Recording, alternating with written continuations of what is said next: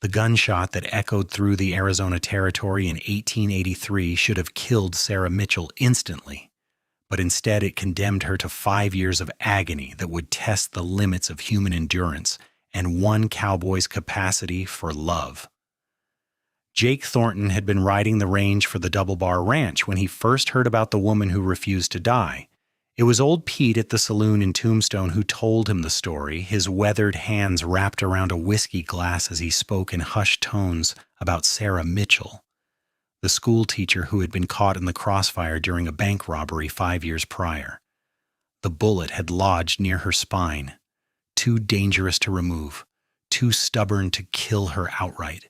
Instead, it had sentenced her to a slow decline, her body deteriorating inch by painful inch while her mind remained sharp and aware of every moment of suffering. Jake had no particular reason to seek her out that September morning when he rode into the small town of Prescott. He had come to deliver a message to the territorial marshal, nothing more. But something about the story had burrowed into his mind like a splinter he could not remove. Perhaps it was the injustice of it all. An innocent woman caught in the violence of men's greed. Perhaps it was the loneliness he saw reflected in his own life, a 32-year-old cowboy with no family and no place to truly call home.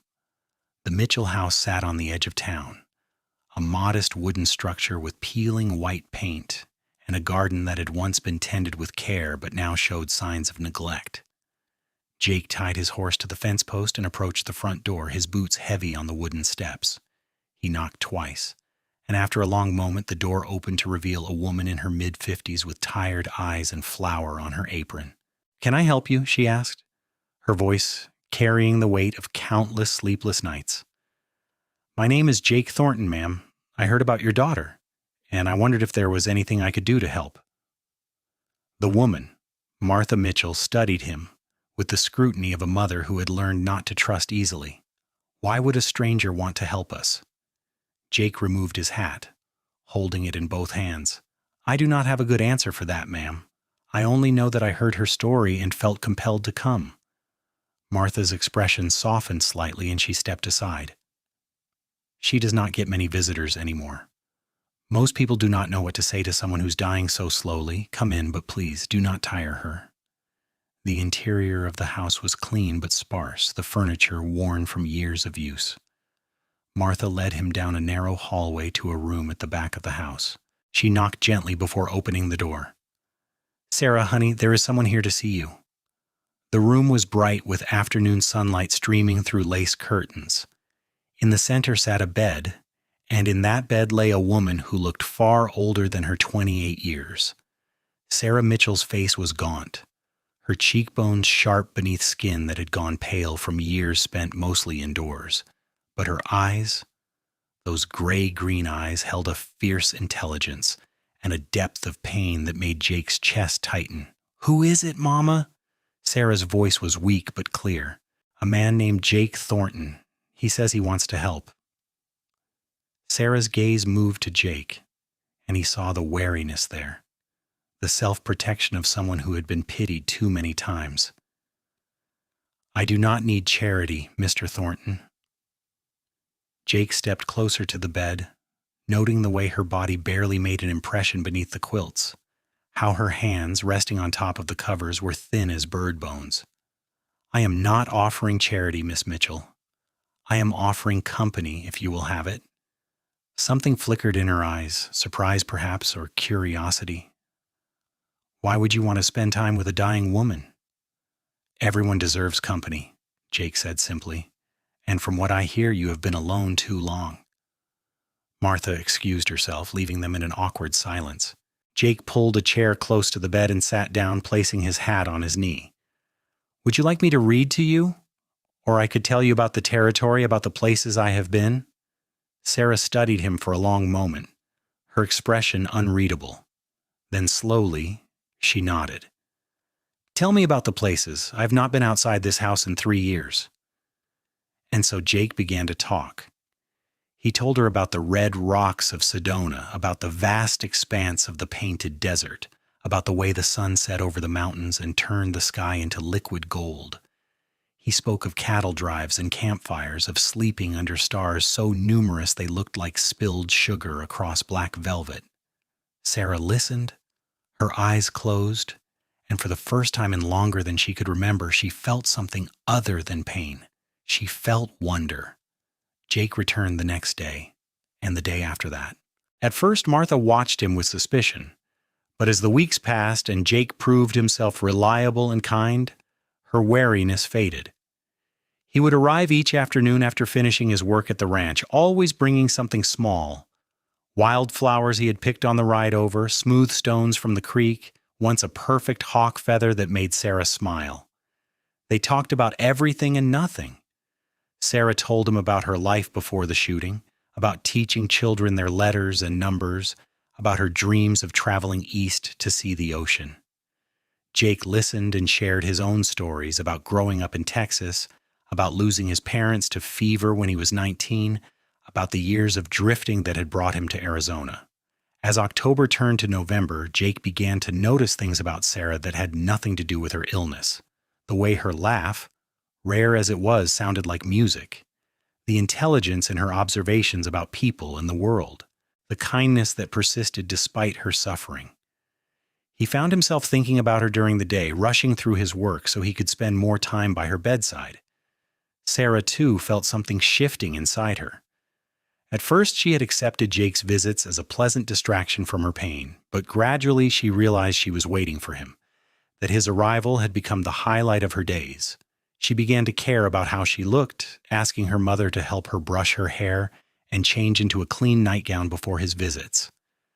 She felt guilty about these feelings, certain that it was unfair to develop affection for a man when she had no future to offer him. One evening in late November, as Jake sat reading to her from a book of poems, Sarah interrupted him. "Jake, why do you keep coming here?" He looked up from the book, meeting her eyes. "Because I want to. But I am dying. Surely you have better ways to spend your time." Jake set the book aside and leaned forward, his elbows on his knees. "Sarah, we are all dying. Some of us just know our timeline better than others.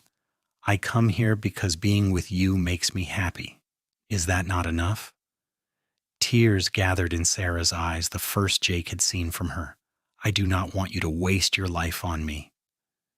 "It is my life to waste," Jake said gently, "and I do not see it as waste. I see it as the best thing I have ever done." The tears spilled over, tracking down her pale cheeks. Jake reached out and took her hand, careful of its fragility.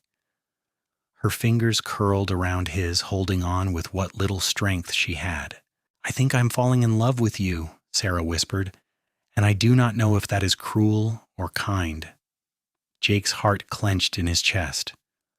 "I have already fallen," he admitted. "I fell the first day I saw you, and every day since has only made it deeper." "But how can we have a future when I have no future?" "Then we will have right now," Jake said firmly. "We will have every moment we are given, and we will make them count." From that day forward, their relationship changed. It was no longer just friendship or companionship.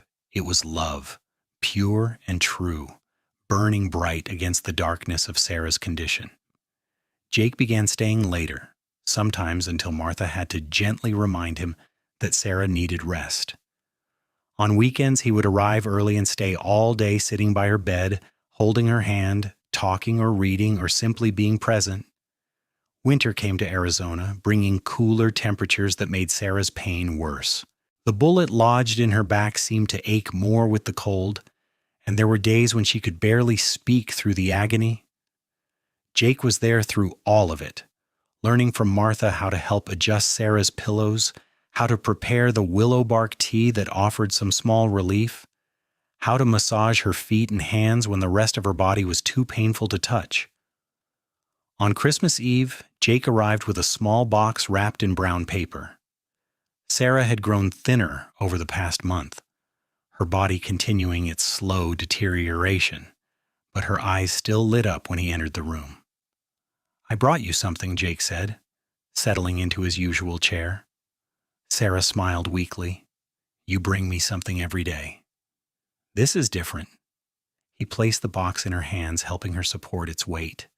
With trembling fingers, Sarah unwrapped the paper to reveal a velvet box. Inside was a simple gold ring with a small turquoise stone. Her breath caught in her throat. "I know we cannot have a traditional marriage," Jake said, his voice rough with emotion. "But I want you to know that in my heart you are my wife.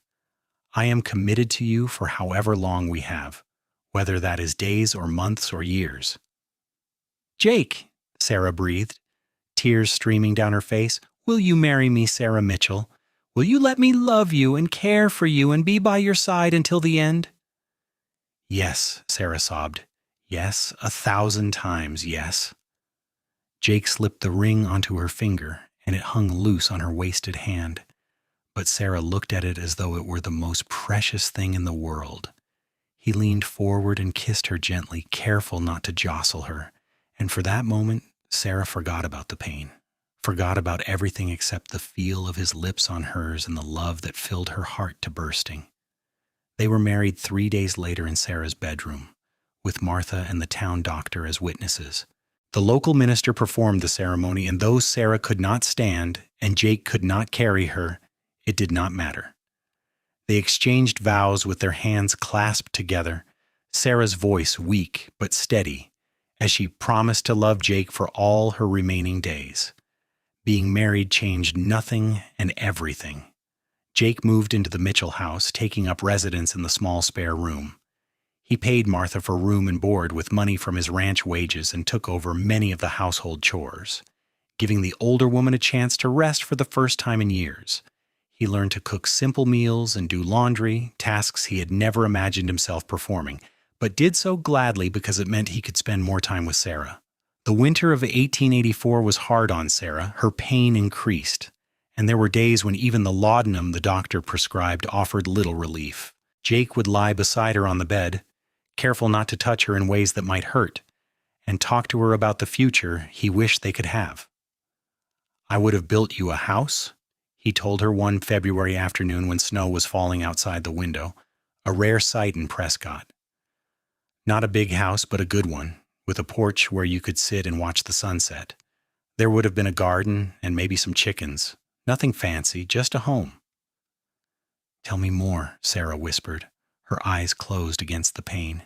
"We would have had children, I think. You would have been a wonderful mother, patient and kind. I can see you teaching them to read just like you taught your students." "How many children?" Sarah asked, a small smile playing at her lips. 3, maybe 4. Enough to keep us busy, but not overwhelmed. The oldest would have been a boy, I think, with your eyes and my stubborn streak." Sarah's smile widened slightly. "That poor child." Jake chuckled softly, stroking her hair with gentle fingers. "He would have been fine. He would have had you to teach him kindness, and me to teach him how to ride." They played this game often, building a fantasy future out of words and wishes. It helped Sarah endure the pain, and it helped Jake deal with the grief that was already settling into his bones, the anticipatory mourning of a man who knew his time with his wife was limited. Spring brought some relief.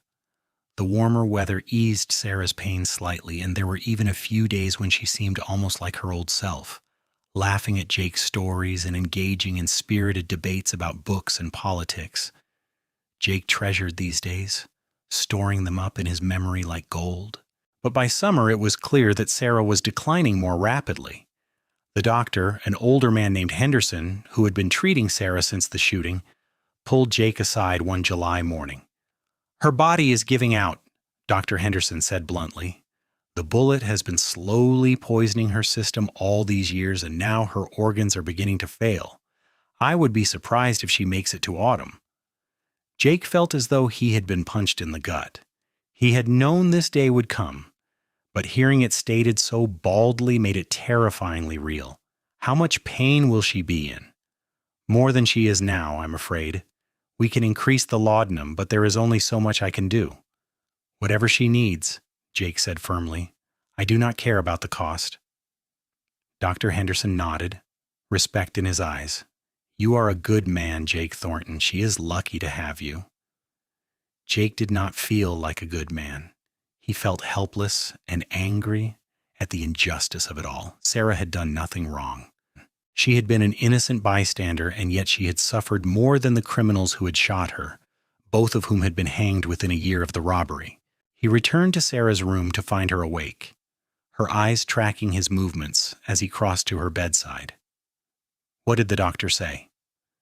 Jake considered lying, but Sarah deserved the truth. He said you do not have much time left. Sarah nodded slowly, as though she had expected this. How long?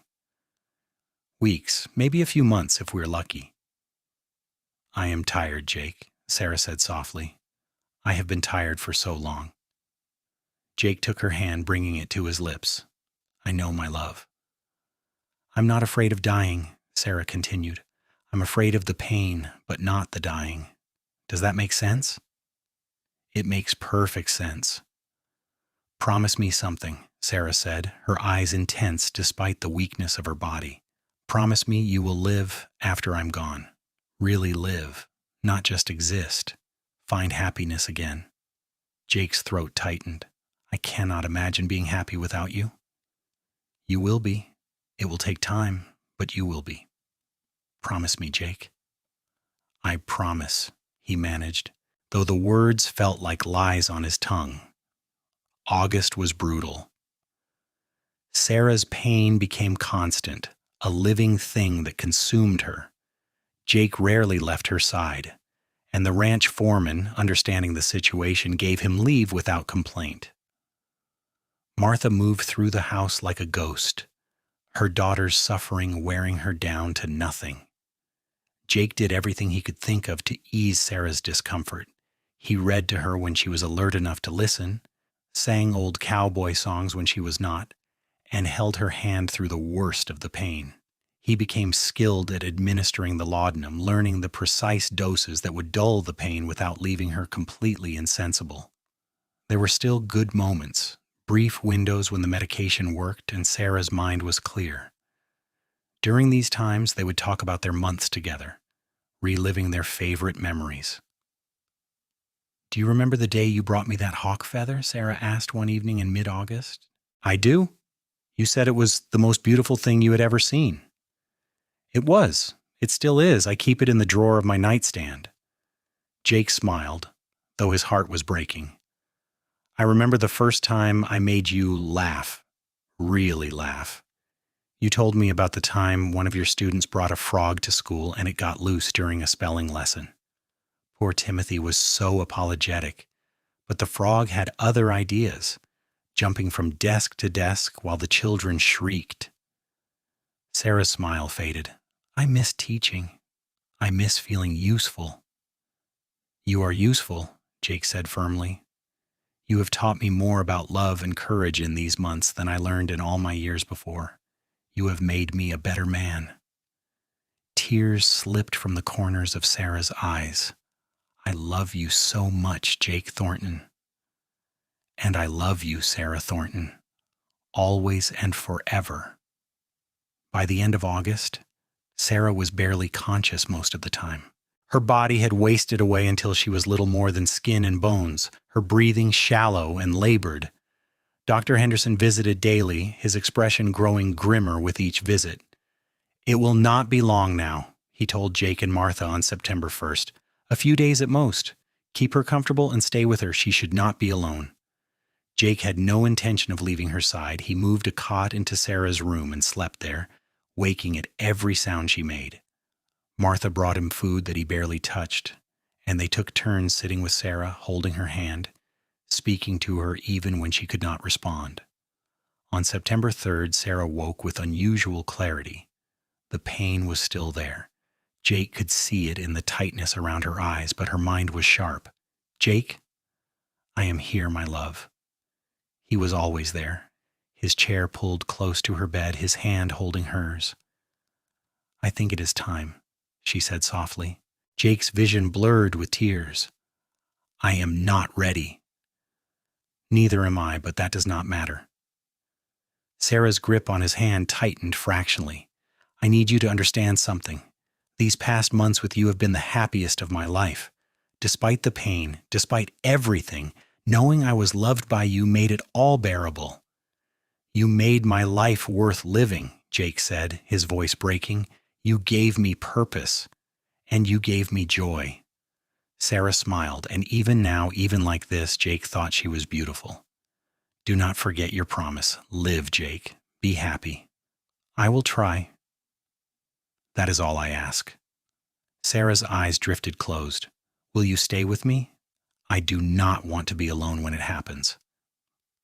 I will never leave you, Jake promised. I am right here, and I will be here until the very end. Martha came in and sat on the other side of the bed, taking her daughter's free hand. They stayed like that through the day and into the evening, the three of them connected by love and grief. Sarah drifted in and out of consciousness, but whenever she woke, Jake spoke to her, reminding her that she was loved, that she was not alone. As the sun set on September 3rd, painting the sky in shades of orange and pink that filtered through the lace curtains, Sarah's breathing changed. It became slower, more labored, each breath a struggle. Jake felt panic rising in his chest, but he forced it down. Sarah needed him to be strong now, needed him to help her through this final passage. It is okay, he whispered, leaning close so she could hear him. You can let go, Sarah. You have fought so hard for so long. It is okay to rest now. Martha was crying softly, pressing kisses to her daughter's hand. I love you, baby girl. I love you so much. Sarah's eyes opened one last time, finding Jake's face. Her lips moved, and though no sound came out, Jake knew what she was saying. I love you. I love you too, he said, tears streaming down his face. Forever and always. Sarah smiled, a real smile that lit up her face despite the pain and suffering. Then she took one more breath, released it slowly, and was still. The silence in the room was absolute. Jake sat frozen, still holding Sarah's hand, unwilling to accept what had just happened. But then he saw the change in her face, the way the lines of pain had smoothed out, leaving her looking peaceful for the first time in 5 years. The suffering was finally over. She is at peace now, Martha said through her tears. She is finally at peace. Jake nodded, unable to speak. He stayed there, holding Sarah's hand, for another hour before he could bring himself to let go. When he finally did, he leaned forward and pressed a kiss to her forehead, cool now beneath his lips. Sleep well, my love, he whispered. I will carry you in my heart forever. The funeral was held 2 days later in the small cemetery on the edge of town. Nearly everyone in Prescott came to pay their respects, many of them people who had not visited Sarah in years, but who remembered the kind schoolteacher she had been before the shooting. Jake stood at the graveside in his best clothes, which were still just worn ranch wear, and listened to the minister speak about eternal rest and heaven's reward. But Jake was not thinking about heaven. He was thinking about Sarah, about the way she had laughed at his terrible jokes, about the feel of her hand in his, about the love that had bloomed between them in the most unlikely of circumstances. He was thinking about how she had made him whole, and how her absence had left a hole in his chest that he was not sure would ever heal. After the funeral, people came by the house to offer condolences. Jake accepted them with grace, though he wanted nothing more than to be alone with his grief. Martha moved through the gathering like a wraith, thanking people for coming, accepting their kind words with a nod and a forced smile.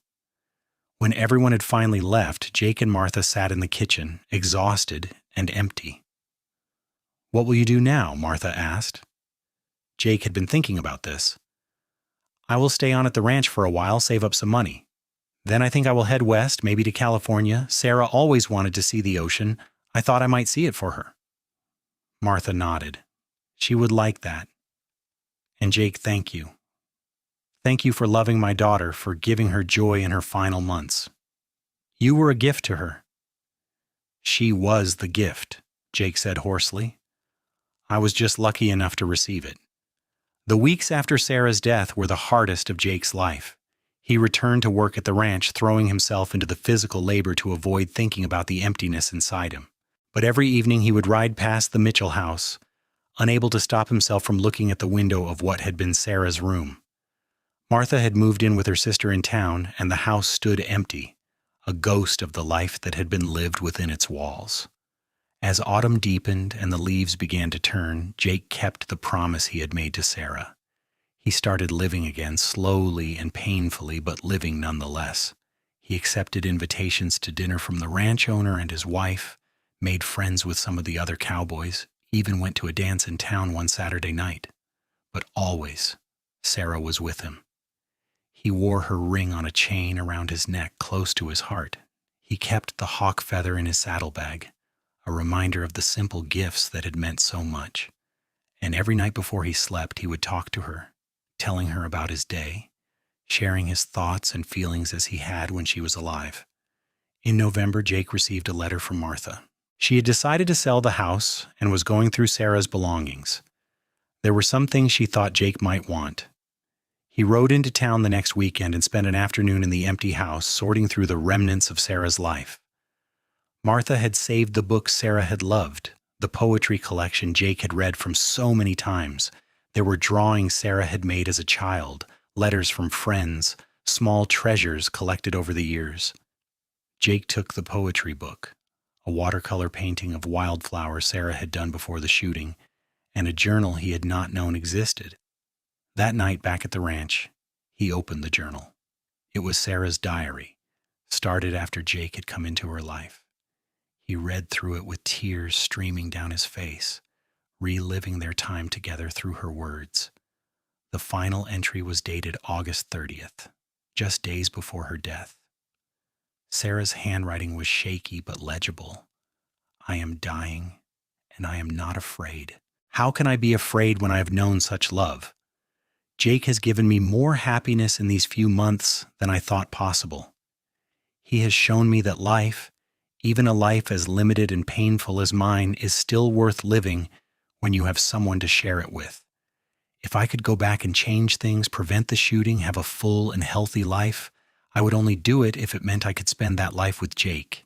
He is my heart, my soul, my everything. I pray he remembers his promise to me. I pray he finds happiness again, finds love again. He deserves all the joy in the world. Jake closed the journal and held it against his chest, crying harder than he had since Sarah's death. But mixed with the grief was gratitude, the understanding that despite the tragedy and pain, he had been given something precious. Sarah had changed him, had shown him what it meant to truly love someone, to be selfless and devoted and wholly committed to another person's well-being. In December, as the year drew to a close, Jake made a decision. He would stay in Arizona, at least for now. He was not ready to leave, not ready to say goodbye to the place where he had known Sarah. The ranch owner, recognizing Jake's skill and dedication, promoted him to foreman, giving him more responsibility and a small house on the property. Jake threw himself into making the house a home, the first real home he had ever had. He bought furniture and dishes, hung curtains in the windows, and planted a small garden in the spring. It was not the house he had described to Sarah, but it was a start, a way of honoring the dreams they had shared. As the first anniversary of Sarah's death approached, Jake rode out to the cemetery with a bouquet of wildflowers. He sat by her grave for a long time, telling her about his year, about the house and the promotion, about the life he was building in her memory. "I miss you every day," he said, his fingers tracing the letters of her name carved into the headstone. "But I am learning to live with the missing. I am keeping my promise to you, Sarah. I am living." The years passed. Jake remained in Arizona, building a reputation as a fair and skilled foreman. He made friends, became involved in the community, even served on the town council for a time. There were women who showed interest in him, widows and unmarried ladies who saw a good man living alone, but Jake was not ready. Sarah's memory was still too present, too precious to set aside. But gradually, as the second year became the third, and the third became the fourth, Jake began to heal. The sharp edge of grief dulled into a gentle ache, and he found he could think of Sarah with more joy than pain. He remembered her laugh, her intelligence, her courage, and he felt grateful rather than devastated. In the spring of 1888, 5 years after Sarah's death, Jake met a woman named Elizabeth Carter at a church social. She was a widow with 2 young children, new to the area, and Jake found himself drawn to her quiet strength and kind smile. They became friends first, and Jake was honest with her about Sarah, about the love he had known and lost. Elizabeth understood. She had loved and lost her own husband to a mining accident, and she recognized the particular grief that came with losing a spouse. They took things slowly, courting for over a year before Jake proposed. And when he did, it was with a sense of peace, the knowledge that loving Elizabeth did not diminish what he had shared with Sarah. They were married in the summer of 1889, a simple ceremony with Elizabeth's children standing as witnesses. Jake adopted her children, a boy of 8 and a girl of 6, and together they built a family. He told them about Sarah, wanting them to know about the woman who had taught him how to love, and Elizabeth encouraged this, understanding that Sarah would always be a part of Jake's heart. Jake and Elizabeth had 3 more children together over the years, filling their house with laughter and chaos and joy. Jake became a pillar of the community, known for his integrity and kindness, but every year on September 3rd, he would ride out to the cemetery alone and spend time at Sarah's grave, keeping her memory alive. As Jake grew older, his children grown and starting families of their own, he would sometimes sit on his porch in the evening and think about the strange path his life had taken. If someone had told him back in 1883 that meeting a dying woman would change his entire life, he would not have believed them. But Sarah had changed him, had opened his heart, and taught him what it meant to truly love someone. Her death had been a mercy after years of suffering, an end to pain that no one should have to endure. And he had been there, holding her hand until the very end, giving her the comfort and love she deserved. It had been the hardest thing he had ever done, but also the most important. Sarah had given him the gift of love, and in return he had given her peace. And in the years that followed, he had honored her memory by living fully, by opening his heart again, by building a life filled with purpose and joy. She had made him promise to be happy, and he had kept that promise not by forgetting her, but by carrying her with him always, a bright light in his heart that never dimmed. When Jake was an old man in his 70s, sitting on his porch with his grandchildren playing in the yard, he would tell them stories about the Wild West, about cattle drives and desert sunsets and the way life used to be. And sometimes, when the children had been called inside for supper and he sat alone in the gathering dusk, he would think about Sarah. He would remember the way she had looked at him with those gray-green eyes, the strength she had shown in the face of unbearable pain, the love that had bloomed between them against all odds. He would touch the ring he still wore on a chain around his neck, the same ring he had given her that Christmas Eve so long ago, the ring Martha had pressed into his hand after the funeral.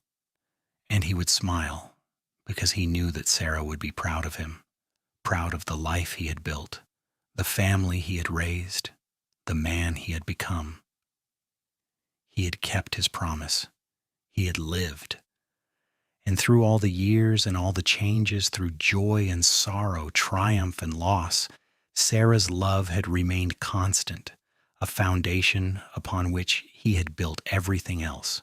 The Overdue death had indeed been a mercy after years of suffering, but the love that had sustained Sarah through that suffering, and the love that had sustained Jake through the decades that followed, that love was eternal.